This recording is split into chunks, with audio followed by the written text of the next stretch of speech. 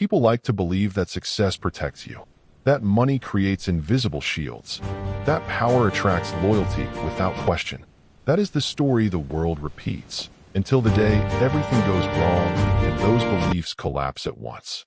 Because when danger appears, when reputations shake and truth becomes inconvenient, power turns quiet, money keeps its distance, and people begin calculating the cost of staying. This story begins at that exact moment, when a woman who seemed untouchable discovered that, beneath all her success, she was completely alone. Not because she was cruel, not because she failed, but because the world often abandons first those who fall from the highest places.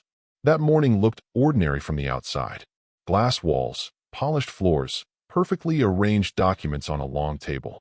Everything appeared under control. Yet inside her chest, something had already broken. The legal case she was facing was not just a corporate threat. It was a carefully engineered attempt to erase her name, rewrite her history, and strip her of identity. People who once praised her now avoided her eyes. Former allies grew silent. And the last remaining pillar of security she had was her lawyer, the same man who promised to stand by her until the end, who knew every detail of her career, every risk she had taken, every sacrifice she had made.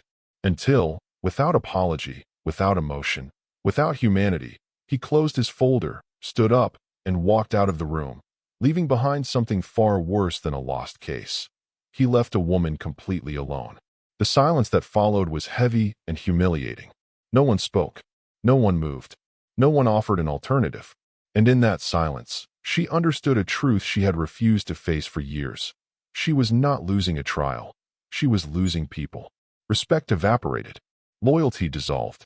Her name stopped being a person and became a liability. And just when defeat felt final, when the room seemed sealed by abandonment, a voice with no title, no authority, no place in the hierarchy broke the silence with words no one expected to hear. I'll take her case. Stay until the end of this story, because it is not really about wealth or justice alone. It is about character. And if you want more stories that reveal who stays when everyone else walks away, subscribe to this channel and stay with us. She had not always been the woman whose name filled headlines or commanded boardrooms. There was a time when her life was defined by something far simpler and far heavier. The need to prove she belonged wherever she stood. From an early age, she learned that no space was freely given, that every seat had to be earned through discipline, sacrifice, and an almost relentless fear of failure. That mindset carried her forward, step by step, but it also taught her something dangerous. Never depend on anyone. Strength became survival, and survival became identity, until she no longer knew whether she was strong by choice or by fear of needing help. Every achievement reinforced the image of independence others admired but never truly understood. From the outside, she looked unbreakable. From the inside, she lived in constant vigilance. Trust felt like exposure. Vulnerability felt like weakness. So she surrounded herself with capable people who kept emotional distance, relationships built on performance rather than presence. No one entered fully. No one stayed long enough to see her when the armor came off. Without realizing it, she built a life that functioned perfectly while remaining profoundly lonely. Her company expanded, her decisions affected thousands of lives, and her authority became unquestioned. But authority was never free. Each step upward required quiet sacrifices, friendships that faded, relationships that could not keep pace, emotional spaces that slowly closed.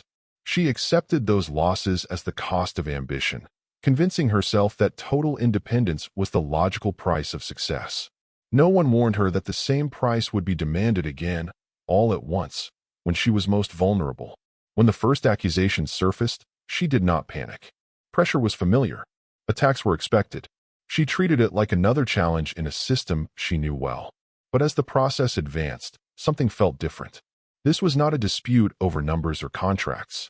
It was an attempt to reshape her identity, to cast her as guilty before any judgment was made.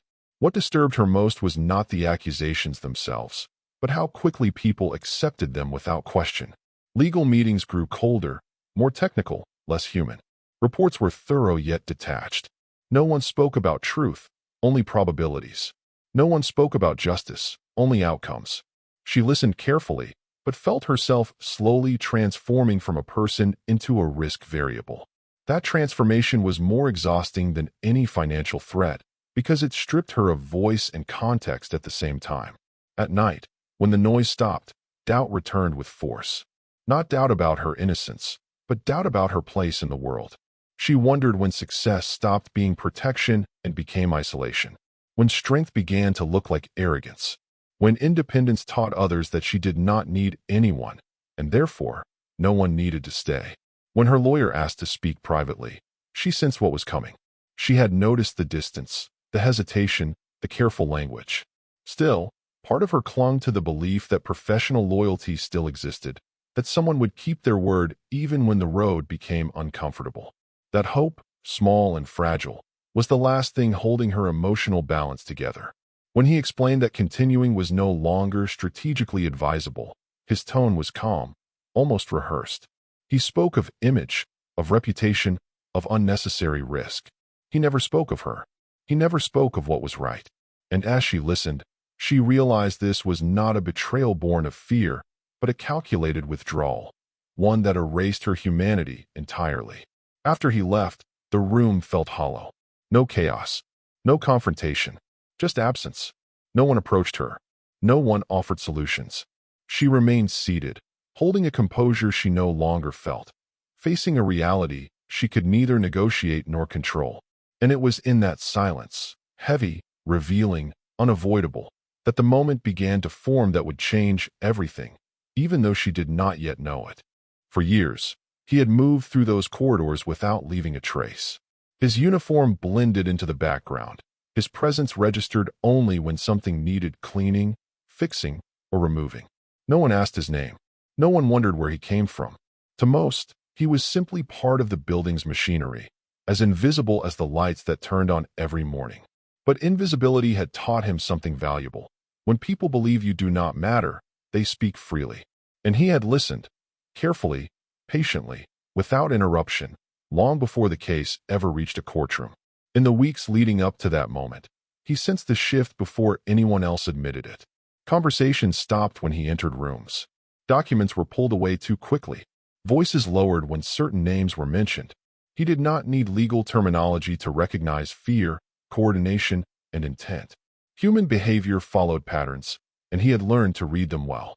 He could feel when something was being engineered rather than discovered, when an outcome was being prepared long before it was officially announced. And each night, as he worked in silence, that awareness grew heavier. What disturbed him most was not the accusation itself, but the speed with which people withdrew. He had seen this before, not with billionaires, but with ordinary people who became inconvenient. The moment defending someone required courage instead of convenience, the room emptied. Watching it happen again, only on a larger stage, triggered something he had spent years keeping buried. Because he knew exactly what it felt like to stand on the wrong side of a system that preferred compliance over truth. As he observed her from a distance, he did not see a symbol of wealth or authority. He saw someone being slowly stripped of context, reduced to headlines and assumptions. He saw the familiar isolation that follows public judgment, where no one wants to be associated with uncertainty. And while others measured risk, he measured something else entirely: integrity. He noticed details no one cared to analyze anymore. Inconsistencies in statements, timing that did not align, silences that were too convenient to be accidental. He understood why the lawyer left. He understood the calculations behind the decision. What he did not accept was the idea that abandonment was neutral. Leaving was a choice, just as staying was. And every time someone chose to walk away, the system grew stronger in its belief that it could operate without resistance. That realization stirred something resolute inside him, something he had promised himself long ago he would not silence again. Stepping forward was not impulsive. It was the result of years spent watching people retreat at the exact moment they were most needed. He knew how ridiculous he would appear. He knew how easily he would be dismissed. But he also knew that credibility does not always come from titles. Sometimes it comes from refusing to disappear. He was not offering certainty. He was offering presence, commitment, and the refusal to abandon someone simply because doing so was easier. When he spoke those words, "I'll take her case," he felt the weight of consequence settle immediately.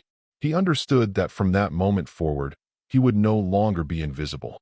Scrutiny would replace silence. Judgment would replace indifference. But invisibility had already cost him enough in the past, and he had learned that living quietly is not the same as living free. Staying was not bravery to him. It was coherence. The reactions in the room unfolded exactly as he expected. Disbelief, mockery, dismissal masked as politeness. None of it surprised him. What surprised him was her response. Not spoken, but felt. The way her attention shifted. The way the room changed when someone finally chose to stay. He did not yet know whether she would accept his help, but he knew something irreversible had already happened. The silence had been broken, and once truth is invited into a space, it never leaves without consequence. And as she looked at him, weighing the risk of trusting someone the world considered irrelevant, he understood that this moment was no longer just about a case. It was about whether integrity still had a place in a system built on calculation. Whatever her answer would be, he had already made his choice. He was staying, not because it was safe, not because it was smart, but because leaving would have meant becoming exactly what the system expected him to be. For several long moments after he spoke, she said nothing. Not because she lacked words, but because accepting his offer required more than a strategic decision. It demanded a fracture in the identity she had spent a lifetime constructing. Trusting him meant admitting that her carefully built system had failed, that the fortress she believed protected her had collapsed from the inside. For someone who had survived by never depending on anyone, that admission felt more dangerous than the case itself. The silence stretched, heavy with everything she had learned to suppress. Fear, doubt, and the unbearable realization that strength had not saved her from abandonment. Her mind raced through opposing instincts. One urged her to dismiss him politely, to preserve dignity, to avoid public humiliation by aligning herself with someone the world would never take seriously. The other, quieter, but persistent, reminded her that every respectable option had already left the room. Continuing down the same path would only confirm what the system had decided for her: isolation, defeat, disappearance. That internal conflict left her suspended between pride and survival, between the image she had protected and the reality she now faced. He did not interrupt her silence. He did not step closer or attempt persuasion. He simply remained where he was, allowing her space to wrestle with a decision that no one else seemed willing to acknowledge as human. That restraint unsettled her more than any argument could have. She was accustomed to pressure, to manipulation disguised as reassurance. What she was not accustomed to was someone offering support without urgency, without demand, without leverage. When she finally spoke, her question cut directly to the truth she needed to confront. She asked whether he understood what standing beside her would cost him, not professionally, but personally. The scrutiny, the ridicule, the suspicion, the way proximity to her case would taint him before he ever had a chance to be heard. She was not warning him. She was confessing her own fear of dragging someone else into the collapse she was already enduring. His response was calm, measured, and deeply unsettling in its honesty. He told her that fear does not disappear by ignoring it, and that systems built on silence survive because too many people believe retreat is neutral. He said he had learned long ago that leaving leaves its own scars, quieter, more permanent ones. And then he said something she was not prepared for, that staying, even when it fails, preserves something no verdict ever could. Those words settled inside her with uncomfortable clarity. She thought about every moment in her life when she had stayed despite exhaustion, despite loss, because leaving would have meant surrendering a piece of herself. She realized that this case was no longer about defending a company or reputation. It was about whether she would allow herself to vanish quietly, rewritten by others, or whether she would remain present, visibly, vulnerably, even if it cost her everything. Accepting his help meant embracing ridicule, headlines dripping with condescension, and the public spectacle of being underestimated.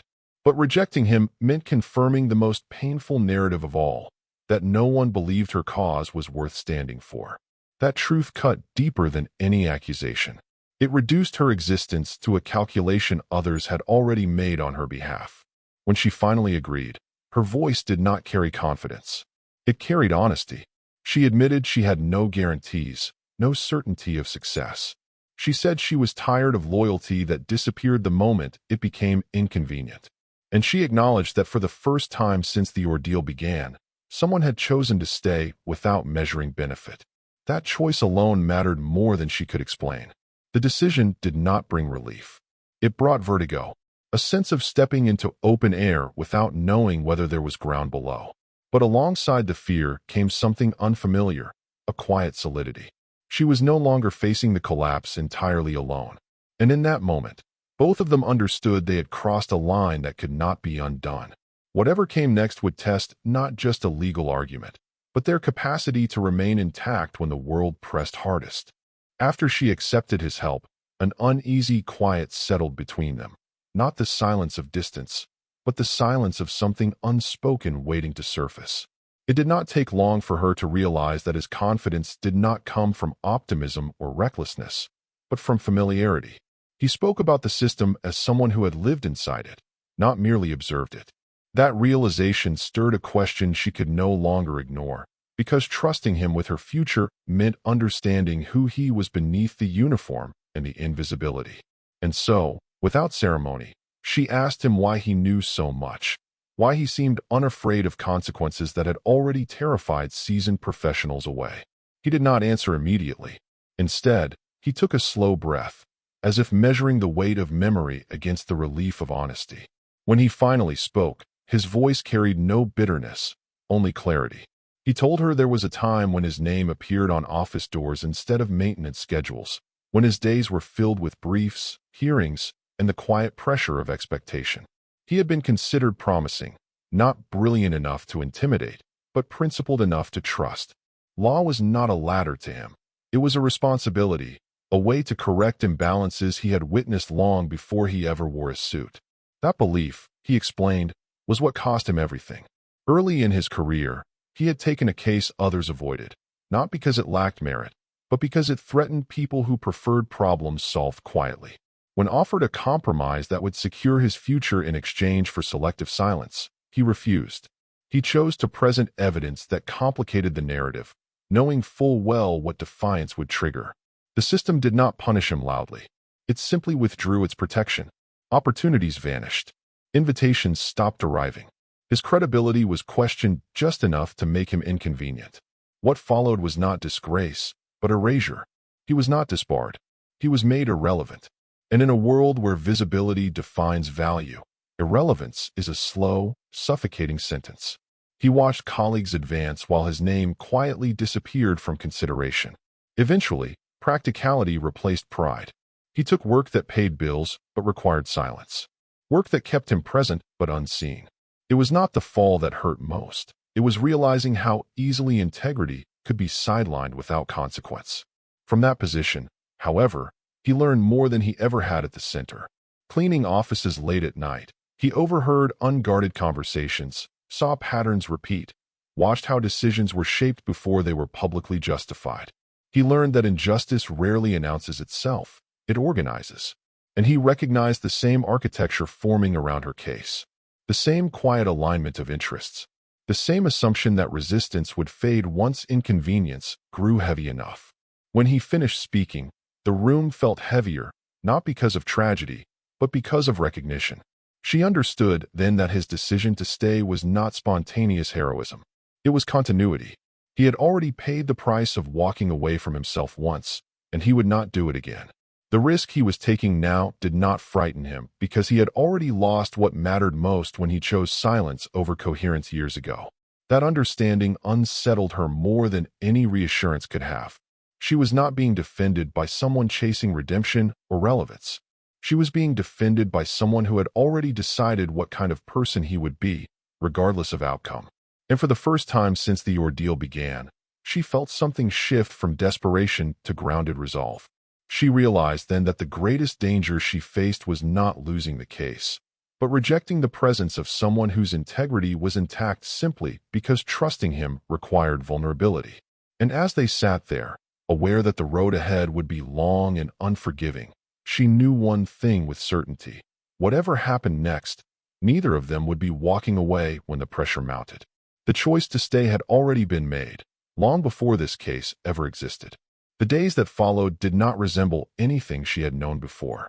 There were no polished meetings, No large teams producing reports, no rehearsed reassurances designed to calm investors or manage appearances. What replaced all of that was something far quieter and far more demanding. Long hours of focused work carried out without spectacle. He transformed a neglected conference room into their base, a place where documents were spread across tables, timelines rewritten again and again, and every assumption questioned. For her, accustomed to efficiency through delegation, the slowness of the process felt unsettling, yet strangely grounding. This was not about speed. It was about accuracy. He began not with arguments, but with understanding.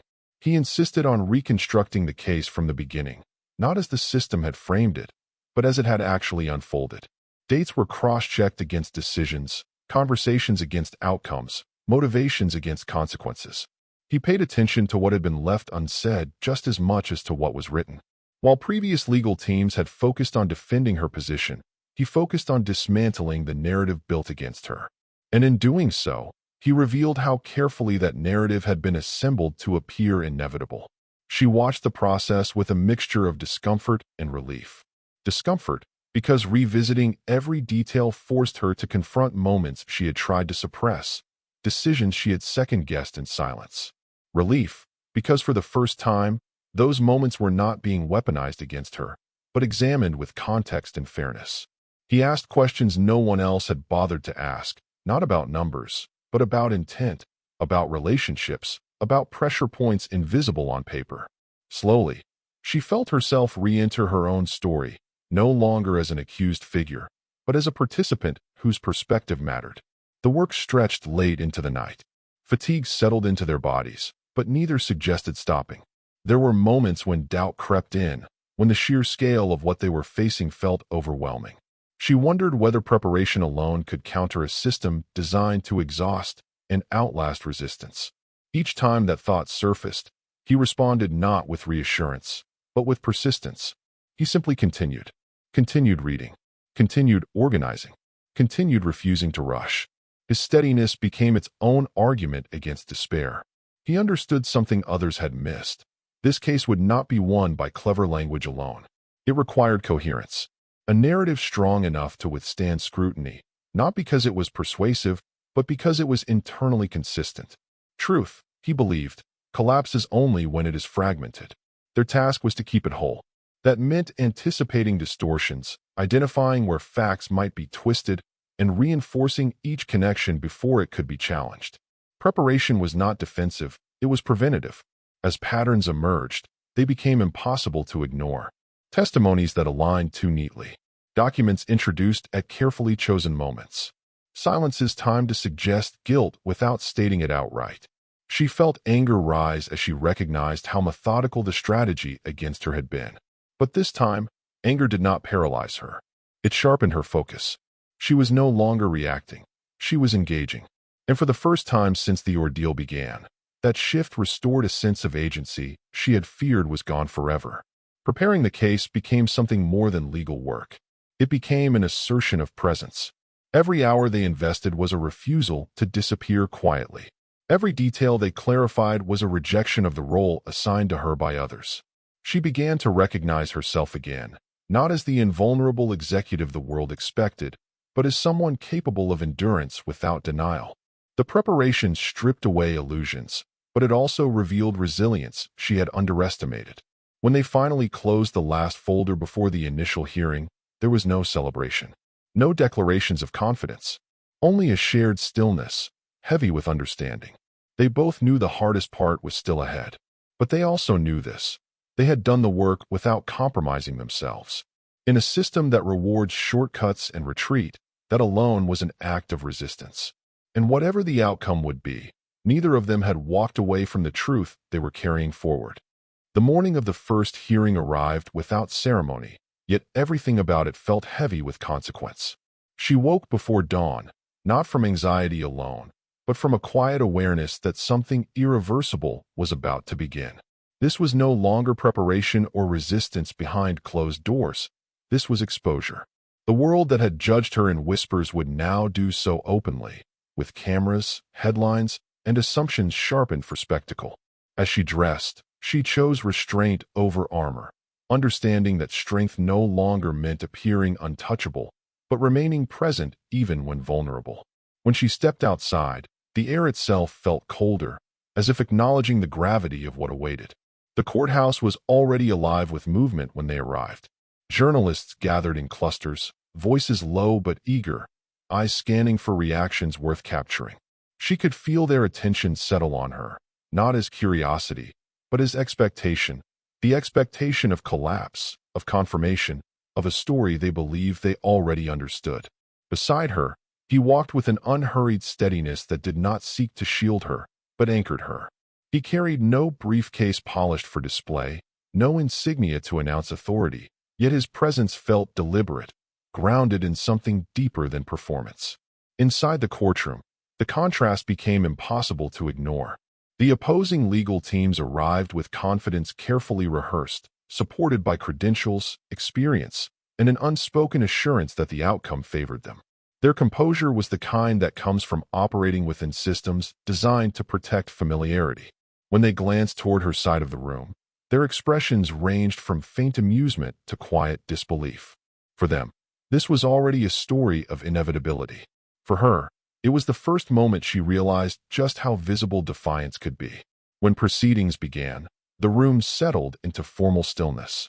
The language was procedural, distant, almost ritualistic, as if designed to drain emotion from reality. She listened closely, aware that every word contributed to shaping perception. The accusations were restated with confidence, framed as facts rather than interpretations. Each sentence carried the weight of months of narrative conditioning. Yet something was different this time. Instead of absorbing those words in silence, she felt them being measured, contextualized, dismantled internally. She was no longer alone in the process of understanding what was being said about her. When it was his turn to speak, the shift was subtle but unmistakable. He did not rise with urgency or defensiveness. He stood calmly, adjusting nothing, seeking no approval. His opening was not dramatic. He began by establishing clarity, timelines, sequences, points of agreement. He spoke as if inviting the room to slow down, to observe rather than assume. There was no confrontation in his tone, only precision. And as he spoke, something unexpected occurred. The room listened. She watched the faces around her change, almost imperceptibly. Brows furrowed. Pens paused. The judge leaned forward slightly, no longer detached. What unsettled the opposition was not the content alone, but the coherence. He was not arguing emotion. He was reconstructing reality. Each detail connected seamlessly to the next, forming a structure that did not rely on persuasion, but on inevitability of its own logic. It became harder to dismiss him without dismissing the facts themselves. Attempts to interrupt followed quickly. Objections were raised, phrased with politeness but edged with urgency. Each was addressed calmly, supported by documentation already submitted, already verified. He did not rush to defend his authority. He let the material speak. That restraint disrupted the rhythm the opposition depended on. Where they expected defensiveness, they encountered stability. Where they anticipated chaos, they met order. And slowly, the imbalance they had relied upon began to erode. By the time the session adjourned, the atmosphere had shifted irreversibly. No verdict had been issued, no conclusions announced.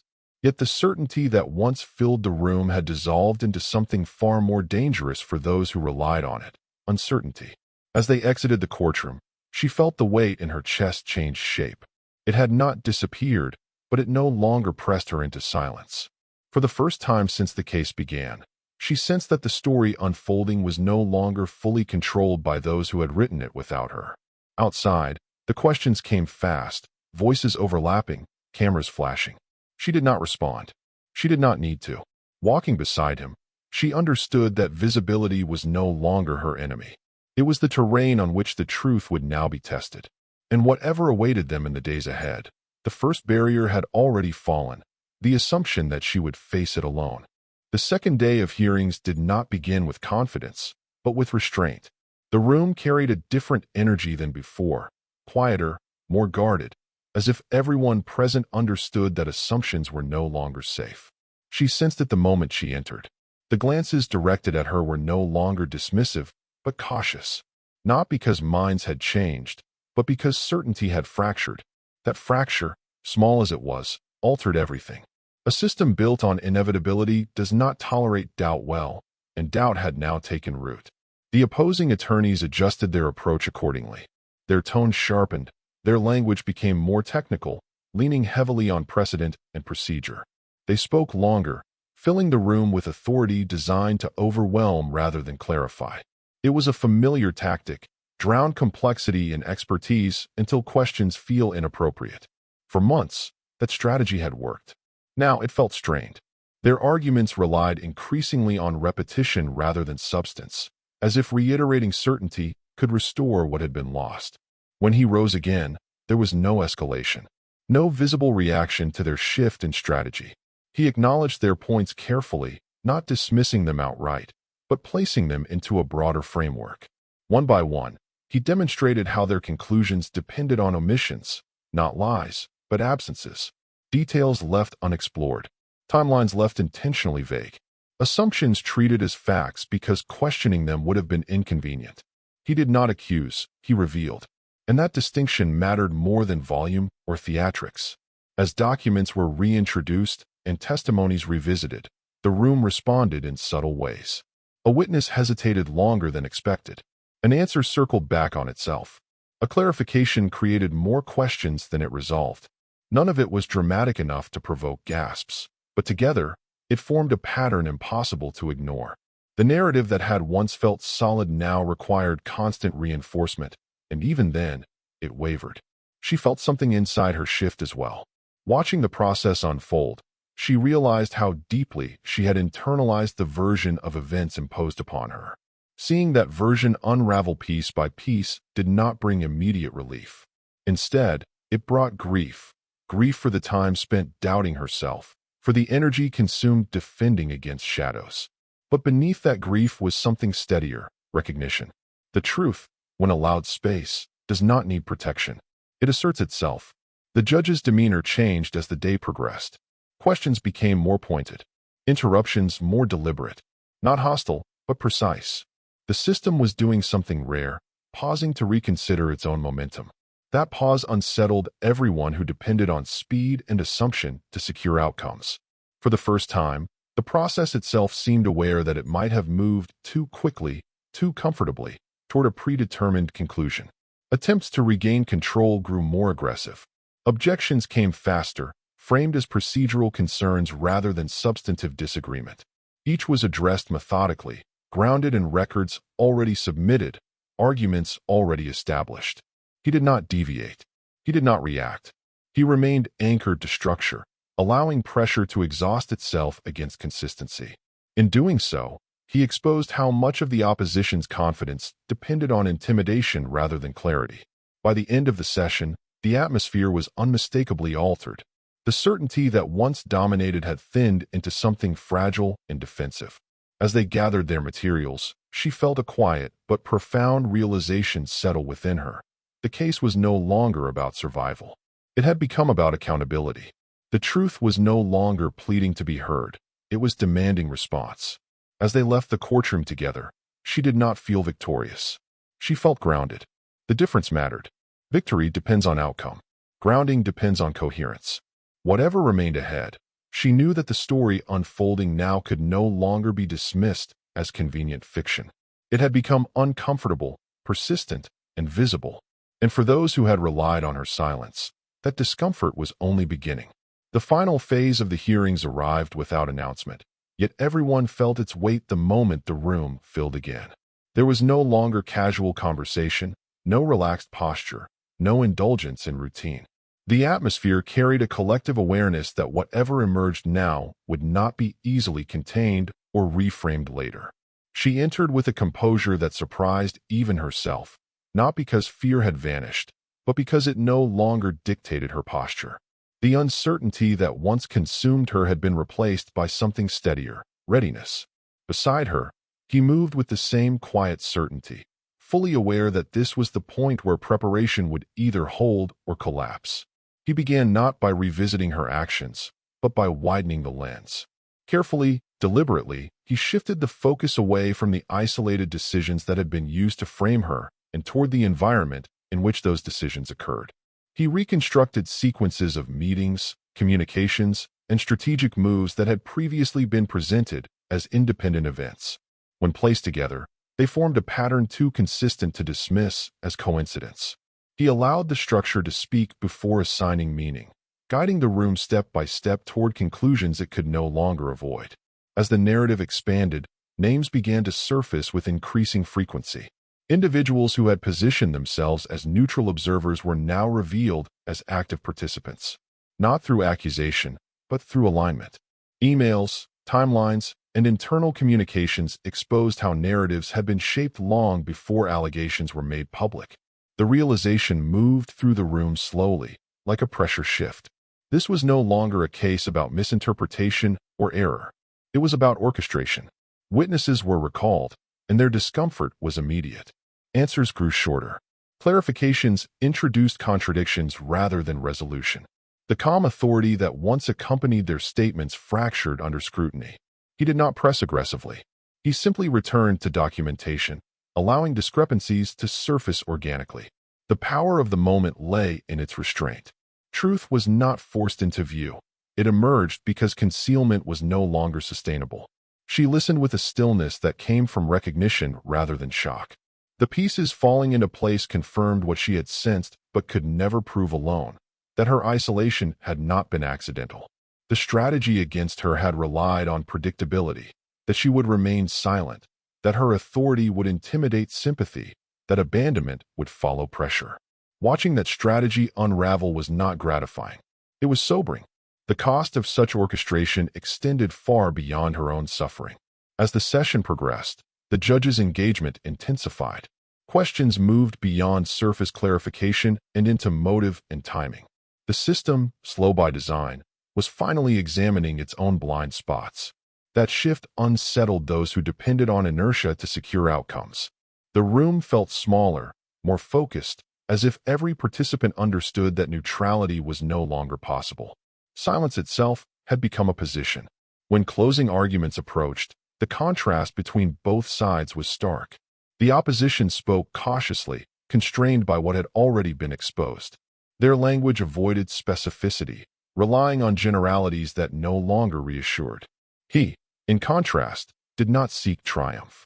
He spoke of responsibility, not as punishment, but as acknowledgement. He emphasized that the danger was not a powerful woman being absolved, but a coordinated injustice being normalized through procedure. The verdict was not immediate, but its direction was unmistakable. When the decision was finally delivered, the room absorbed it in silence. She was cleared, not through influence or exception, but because the structure built against her could no longer stand once its foundations were exposed. Those who had operated behind alignment and omission were no longer shielded by ambiguity.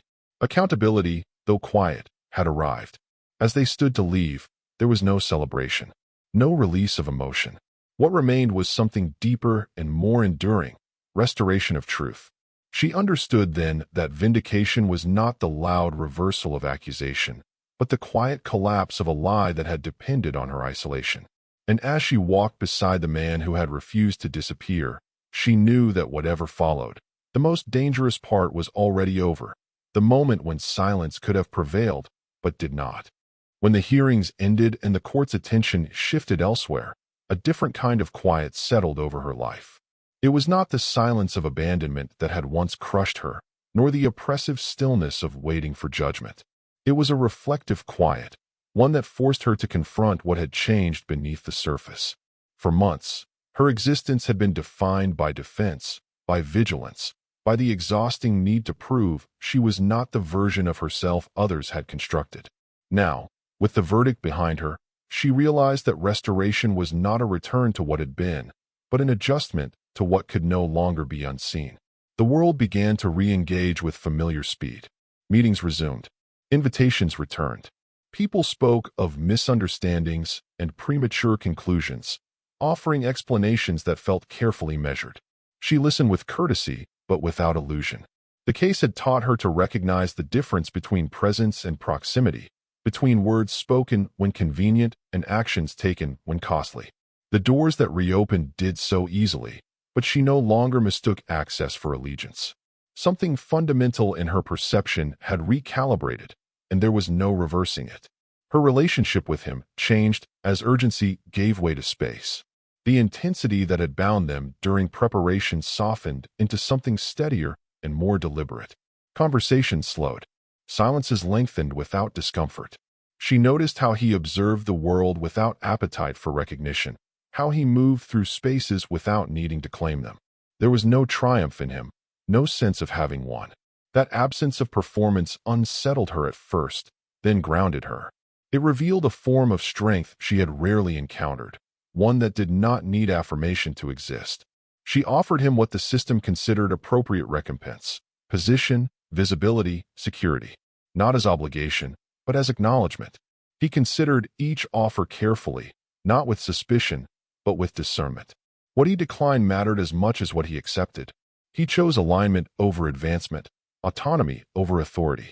In doing so, he demonstrated a coherence that challenged her long-held assumptions about success. For years, she had believed that power was the ultimate safeguard. Now she understood that coherence was far more difficult to dismantle. That realization forced her inward. She began to examine the decisions she had once justified as necessary, the compromises she had framed as strategic. How often had she accepted proximity to systems she quietly distrusted because resistance seemed impractical? How often had she mistaken endurance for integrity? The trial had stripped away more than accusation. It had exposed the cost of moving too long without questioning the architecture one inhabits.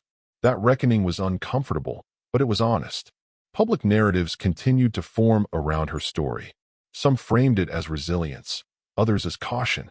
She let those interpretations exist without correction. None of them captured the core truth anyway. The most consequential moment of the entire ordeal had not occurred in court, nor in the verdict. It had occurred earlier, in a quiet room, when someone with nothing to gain chose to stay. That choice had altered the trajectory of everything that followed, even if the world never acknowledged it. He returned to a life that remained deliberately understated. He did not disappear, but neither did he center himself in her future. His presence was consistent without being consuming, available without being imposed. In that balance, she found something reparative, not because he had rescued her, but because he had reminded her that dignity survives outside visibility, that character operates even when unobserved.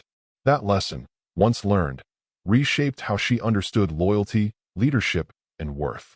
Looking back, she recognized that the trial had been merely the visible structure around a deeper transformation. She had lost certainty and gained discernment, lost convenience and gained clarity. The outcome mattered, but it was not the most enduring consequence. What endured was the understanding that the most decisive moments are rarely public. They happen quietly, when staying requires courage and leaving would be easier. And in that understanding, she carried forward something no system could take from her again. This story was never truly about a courtroom, a verdict, or even justice in its formal sense. Those were only the visible structures that framed something far more intimate and revealing. At its core, this was a story about the moment when comfort ends and character begins. About what happens when power can no longer protect, when reputation becomes fragile, and when the systems designed to reward loyalty quietly retreat.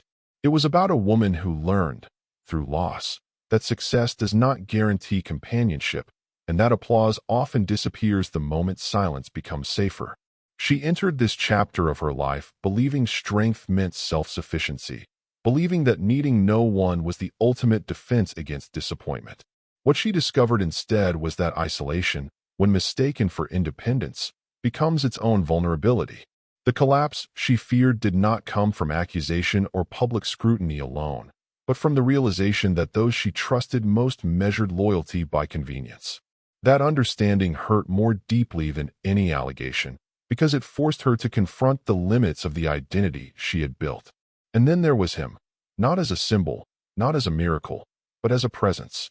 Someone without status to protect, without reputation to lose, without incentive to stay. His decision did not change the system overnight. It did not promise victory. What it did was far more disruptive. It interrupted the assumption that silence would prevail. By staying, he exposed how much power depends on the expectation that no one will resist once resistance becomes costly. What followed proved something quietly profound. Truth does not always require volume to survive. It requires continuity. It requires someone willing to hold it together long enough for it to be seen. The case was resolved, but the deeper resolution occurred elsewhere, in the recalibration of values, in the recognition that dignity does not originate from position, and in the understanding that the most consequential alliances are rarely formed in comfort. For her, the outcome was not a return to who she had been, but a movement toward who she could now become. She carried forward discernment instead of illusion, clarity instead of certainty. She learned that leadership without coherence eventually collapses, and that the strongest structures are built not on control, but on alignment between values and action. That lesson reshaped how she chose people, how she measured trust, and how she defined success. For him, there was no transformation arc to display, no redemption to announce. He remained consistent, which was precisely the point. His role in this story was never about recognition. It was about refusing to abandon truth when abandonment was expected. And in that refusal, he demonstrated something rare, that integrity is not loud, but it is persistent, and when it appears, it alters everything around it without asking permission.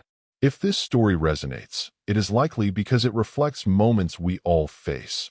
Moments when staying costs more than leaving, when silence feels safer than presence, and when the easiest choice is not the one we will respect later. These stories are not about heroes in the traditional sense.